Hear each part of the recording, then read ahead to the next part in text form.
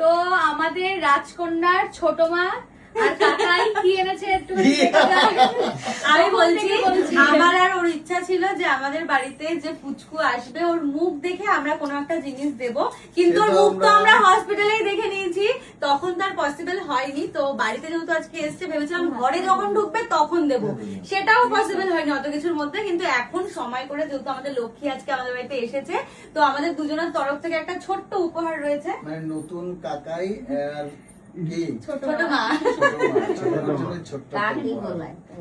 এখন তোকে এগুলো কিছু পড়ানো যাবে না, তো কি দরকার ছিল। তো আমি একটা চেন এনেছিলাম, সেরকম কোনো চয়েস বা কিছু করতে পারিনি, বাচ্চাদের চেন এমনই থাকে। দেখ না কে বলছে? ওই যে রাজাদা। এটা কি গলায় কি ঢুকিয়ে দেবো? দরকার ছিল না, আর উপর দেখতে এমনি জাস্ট উপর দিয়ে শুধু উপর দিয়ে একটু রাখ, উপর দিয়ে একটু রাখ।